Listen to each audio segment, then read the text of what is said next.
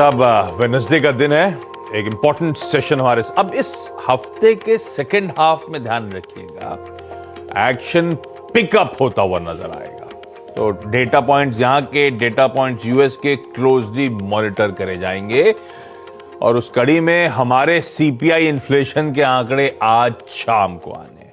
सितंबर में हमारी महंगाई कैसी रही उस पर बातचीत होनी है, उस पर चर्चा होनी है, उस पर फोकस होना है। यूएस के फेड मिनट्स आज शाम को आएंगे और यूएस के खुद के सितंबर इन्फ्लेशन के आंकड़े कल आने हैं और फिर रिजल्ट्स हमारे यहां यूएस में सब तूल पकड़ने वाले हैं। तो ये है मूड माहौल। और उस बीच एसजीएक्स निफ्टी दिखा रहा है आज वेडनेसडे के दिन हम कल के प्रेशर से कुछ हद तक उभरते हुए शायद नजर आए। 50-55 पॉइंट ऊपर खुलने के इंडिकेशंस, 1/3% के उछाल के साथ। क्यों? लाइए भाई, यूएस का बाजार कल का स्क्रीन्स पे मिला जुला कामकाज हुआ। डाउ इन ग्रीन था, फ्लैटिश कह लीजिए, ऑफ हाइज कह लीजिए। ये जो डाउ आपकी स्क्रीन पे डायरेक्टर साहब ने प्रेजेंट करा है, दरअसल एक समय 400 पॉइंट की मजबूती थी, ऊपरी स्तरों पे टिक नहीं पाया। वो 400 पॉइंट मजबूती वाला केवल 36 अंक बढ़त के साथ क्लोज हुआ। तो एक्चुअली ऊपर से कूल ऑफ हुआ। एसएनपी और नैस्डैक कंटिन्यू कर गए अपने दबाव वाला सिलसिला। वो देखिए आपकी स्क्रीन पे, नैस्डैक कल फिर 1.25%। कल ही सुबह हम लोग मेंशन कर रहे थे नैस्डैक 2 सालों के लोज पे खड़ा हुआ था, वहां से और प्रेशर बढ़ता हुआ आपको नैस्डैक और एसएनपी दोनों में नजर आएगा। पर आज सुबह थोड़ी सी तस्वीर बदल गई। 1/3 से आधे % के उछाल के साथ यूएस के फ्यूचर्स अब इस समय ट्रेड कर रहे हैं।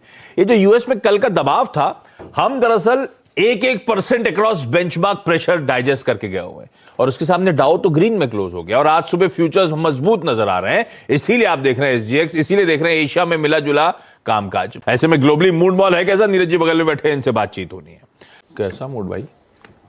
2 रीजंस थे कल मार्केट की, वहाँ के जो पिटाई हुई है उसके। नैस्डैक 2 साल के लोस पे चला गया है। एक रीजन ये था, पहला जो दोपहर बाद से तेज गिरावट देखने को मिली, हम लोग कमाई गड्ढा में देख रहे थे कि एकदम बहुत सरपट गिरता रहा। बैंक ऑफ इंग्लैंड ने साफ कह दिया है कि सारे फंड मैनेजर्स के पास कि आपके पास 3 दिन है इस वीकेंड तक अपना वो पोजीशन संभाल लीजिए, वरना हम सेलिंग शुरू करते हैं। क्या बोला आपने? सॉरी।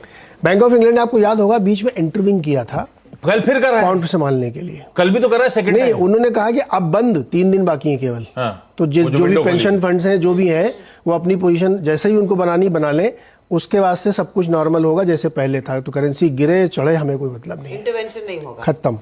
और इसी महीने इसका ऐलान करेंगे। क्यों करेंगे ऐसा? क्योंकि वो जो अनुमान है गार्टनर ने एक अनुमान पेश किया है कि 3rd क्वार्टर में करीब करीब जो है 20% पीसी लैपटॉप्स की बिक्री कम हुई है और इंटेल को इसका तगड़ा झटका लगा है। चिप का हमने आपको पहले डिटेल में समझाया था कि यूएस ने जो किया है दरअसल वो बहुत ही खतरनाक। उसको भी बताता हूँ, पहले इंटेल की सुनिए। तो इंटेल छटनी करेगा, मार्केट शेयर वो एएमडी के सामने लूज कर रहे हैं, तो उन्होंने छटनी और ये सब वार्निंग दी है। इसकी वजह से आप देखिए नैस्डैक घुस गया।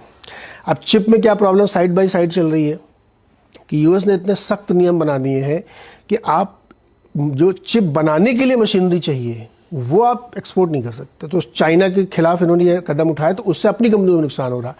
तो वहाँ एक कंपनी थी एएलटी करके, जो चिप बनाने वाली फैक्ट्री कंपनियों के लिए मशीन बनाती है, उसने वार्निंग दे दी कि साहब मेरे को बहुत मुश्किल हो रही, करीब करीब $1.5-2 बिलियन का नुकसान होगा। तो इसीलिए आप देखिए नैस्डैक एकदम अलग ट्रेजेक्ट्री में चल रहा है, दुनिया किधर भी जाए वो गिर ही रहा है। तो यही 2 कारण थे जो कल यूएस मार्केट को